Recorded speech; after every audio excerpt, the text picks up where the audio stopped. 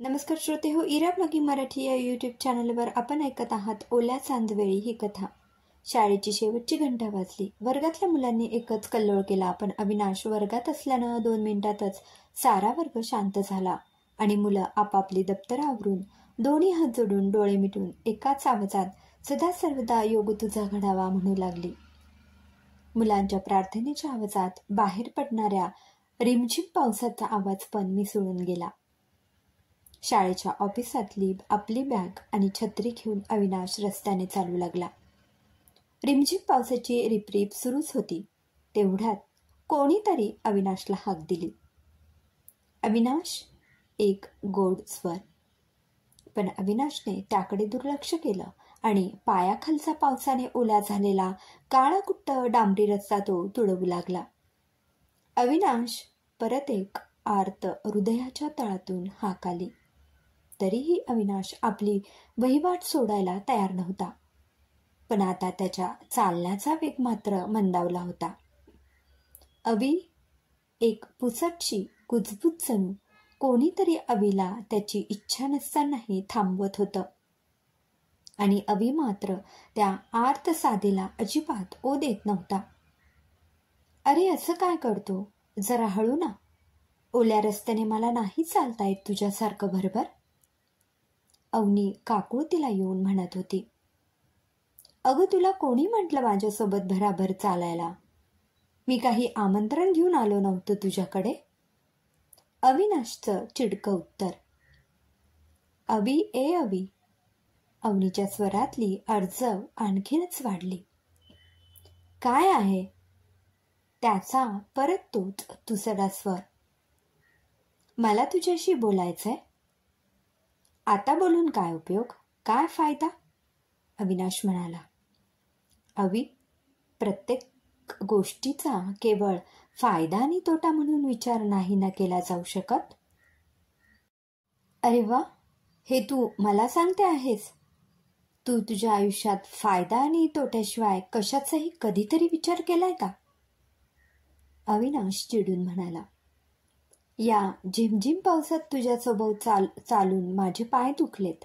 चल ना, त्या तळ्याकाठच्या घाटावर बसूया. अगं, काय बोलते आहेस तू? संध्याकाळचे 6 वाजत आहेत. आकाशात ढग दाटून आले आहे. पावसाची रिमझिम सुरू आहे आणि तुला तळ्याकाठी जायचे आहे. तुला स्वतःला तरी तुझ्या बोलण्याचा अर्थ कळतो आहे का? अविनाश म्हणाला. अव्या, आता चलतो का, की मी एकटीच जाऊन बसू तळ्याकाठी? अवनीच्या आवाजातली जरब म्हणा किंवा हृदयातील हाक अविनाश अवनीच्या मागे मागे तळ्याकडे निघाला. 10व्या मिनिटाला दोघेही तळ्याकाठी बसले होते. वरून रिमझिम पाऊस सुरू होता. पावसाचे नाजूक थेंब तळ्याच्या पाण्यात पडून अनेक गोलाकार वर्तुळाचे वलय बनून तळ्याच्या पाण्याच्या कुशीत एकरूप होत होते. कितीतरी वेळ शांततेत गेल्यावर अवनीनेच मौन तोडले. अविनाश, कसा आहेस? अवनीचा काळजीयुक्त स्वर.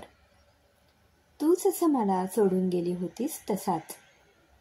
आपल्या विस्कटलेल्या केसांमधून हात फिरवत अवी म्हणाला. मी कुठे तुला सोडलं? अवनीने उत्तर दिले. त्या दिवशी शब्द देऊन सुद्धा तू आली नाही ना मला भेटायला. त्या गोष्टीला आता 1.5 वर्ष उलटलं अवी, अवनी म्हणाली. अच्छा, तू पण आता मिनिटे, तास, दिवस आणि महिन्यांचा हिशेब ठेवायला लागली वाटतं. हिशोब तर ठेवावाच लागतो, मग तो वेळेचा असो, पैशाचा किंवा नात्याचा. माझा काय दोष होता अहो? माझी काय चूक झाली सांग ना. तू मला सोडून गेली हे अजूनही पटत नाही बुद्धीला आणि मनाला. अवी, मी कुठे सोडलं तुला? पण आयुष्यात असं काही घडलं की मी तुला परत भेटू शकले नाही ना काही सांगू शकले.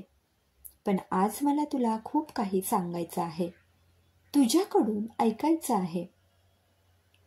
पावसाची रिमझिम सुरूच होती. जणू अविनाश आणि अवनीच्या या भेटीचा तो मूक साक्षीदार होता. आकाश काळभोर ढगांनी भरून आलं होतं. हवा कुंद होती. असं वाटत होतं हे आभाळ केव्हाही गरजेल.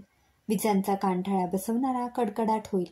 प्रकाशाचा डोळे दिपवणारा लखलखाट होईल आणि आत्तापर्यंत एखाद्या सभ्य गृहस्थप्रमाणे आपले जलतुषार अगदी अदबशीर जमिनीवर शिंपडणाऱ्या ढगांचा संयम संपेल आणि उधाणलेल्या वाऱ्याला सोबतीला घेऊन मनात दाटलेलं मळं पावसांच्या थेंबांनी तो मोकळा करेल. पण असं होत मात्र नव्हतं. आभाळ अगदी भरून आलेलं होतं. हवाही कुंद होती. झाडांची पानंही अगदी स्तब्ध होती. पण तळ्याकाठी मात्र अवनी आपलं म्हणणं अविनाशला सांगत होती. अवि, त्या दिवशी गावातल्या दुर्गादेवीच्या मंदिरात तुम्हाला वचन मागितलं, जन्मोजन्मीचं, आणि मी तुला नेहमी सोबत करेल असं म्हटलं. पण तू खोटं बोललीस असं तुला म्हणायचं आहे ना? अवनीला मध्येच थांबवत अविनाश म्हणाला. नाही रे, अजिबात नाही. घरी मी आईला हे सगळं सांगणार होते, पण आत्या घरी आली होती. आत्याने तिच्या नंदेच्या मुलाचं स्थळ ताई नंदिनीकरिता आणलं होतं आणि पाहुणे मंडळी 2 दिवसानंतर ताईला बघायला येणार होती. मग मी विचार केला, ताईचं लग्न जमलं की आपण आपलं म्हणणं आईला सांगूया. आत्याच्या मनाप्रमाणे झालं तर तीही मला मदत करेल असं मला मनातून वाटलं होतं. दुसऱ्या दिवशी आईने ताईला फोन केला. दोन्हीतून रजा काढून यायचा, पण ताईचा फोन लागेना, म्हणून आत्याने अजय दादाला फोन केला. अजय आत्याचा थोरला मुलगा, तर त्याने बोंबच फोडला आणि स्पष्टच सांगितलं, आई, माझं नंदिनीवर प्रेम आहे आणि तिचं सुद्धा माझ्यावर. मी तुला वारंवार सांगूनही तू नंदिनीच्या लग्नाचा घाट का घातला? मी आणि नंदिनीने महिनाभरापूर्वीच कोर्ट मॅरेज केले आहे आणि मी आत्याच्या अतुलला अवनीचा फोटो पाठवला होता. त्याला अवनी पसंत आहे, त्यामुळे तू आता नंदिनीच्या नव्हे तर अवनीच्या लग्नाची तयारी कर. एकूण झाल्या प्रकाराने आत्या आणि बाबा दोघेही चिडले. बाबांची शुगर, बीपी सगळेच वाढले होते आणि त्यांना मायनर अटॅक आला. घराशेजारील डॉक्टरांनी वेळेत उपचार केले म्हणून बाबांचे प्राण वाचले. पण अतुल मात्र त्याच्या आई वडिलांना समवेत घेऊन मला 10 दिवसानंतर बघायला आला आणि त्याच वेळी आमचं अगदी मोजक्या लोकांमध्ये घरगुती लग्न झालं. मला कोणी विचारलं नाही, पुसलंही नाही. आई माझ्याकडे केविलवाण्या नजरेने बघत होती.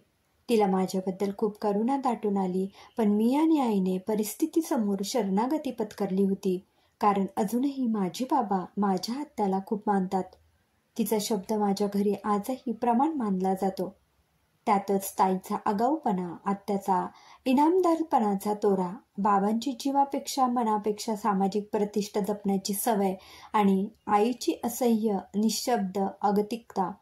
मी घरात कोणालाच काही सांगू शकले नाही. अवि, अतुल मला त्याच्या गावी घेऊन गेला. माझं अवघडलेपण पाहून त्याची आई म्हणजे माझ्या सासूने मला सांभाळून घेतलं. तिने अतुलला काहीतरी समजावून सांगितलं. अतुल मग मला म्हणाला, अवनी, पाहता क्षणी कोणीही तुझ्यावर भाळावे अशी तू.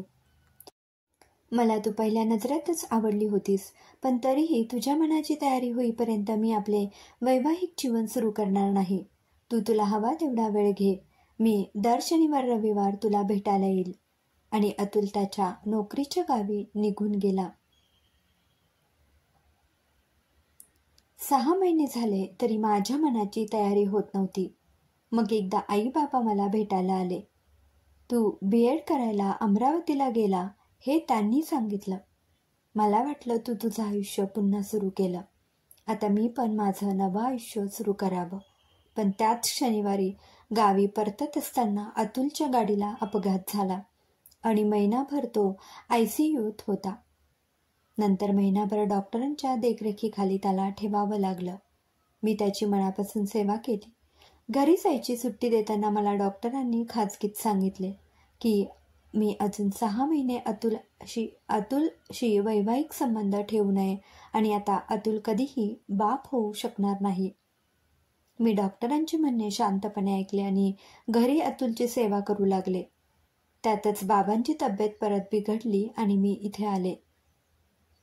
अवि, तू सुखी हो. नवीन आयुष्य सुरू कर. लग्न कर. लग्न करून काय करू? अजूनही तू माझ्या आयुष्यात असताना? तू तुझ्या वाटेनं पुढे निघून गेली आहेस, पण मी इथे अजूनही तुझी वाट पाहतो आहे. तुझ्याशिवाय माझं आयुष्य वैरान वाळवंट झालं आहे.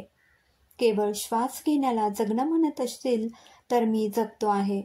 केवळ तू परत येशील आणि आपण नव्यानं नवी सुरुवात करू या आशेवर. हो, मी माझा मार्ग निवडला. मला तसं करावं लागलं. पण मी आता परतून येऊ शकत नाही. माझ्या प्रवासात परतीचा मार्ग नाही. पण तुझा सहवास, तुझा प्रेम नक्कीच माझ्यासोबत आहे. मला जाऊ दे अवी, मला मोकळं कर. तुझं आयुष्य तू नव्याने सुरू कर. मी नेहमी तुझी होती आणि तुझीच राहीन. तेवढ्यात अवीला कोणीतरी जोरात हलवलं. ते दुर्गादेवीच्या मंदिराचे पुजारी होते आणि विचारत होते, अविनाश, एवढ्या पावसाचं या घाटावर काय करत आहेस? आणि तुझ्या हातात या हिरव्या बांगड्या मंगळसूत्र जोडवी कोणाची? अविनाशजवळ मंदिरातील पुजाऱ्याच्या या प्रश्नाचं कुठलं उत्तर नव्हतं. दुसऱ्या दिवशी वर्तमानपत्रात ठळक बातमी होती. तलावाकाठीच्या घाटावर स्थानिक शाळेतील शिक्षकाचा मृतदेह आढळून आला आणि गावाकडे येणाऱ्या बसवर दरड कोसळून सगळे प्रवासी मृत्युमुखी पडले. लेखिका राखी भावसार भांडेकर. श्रोतेहो, कशी वाटली ही कथा कमेंटमध्ये अवश्य कळवा. पुन्हा भेटूया एका नवीन कथेसह.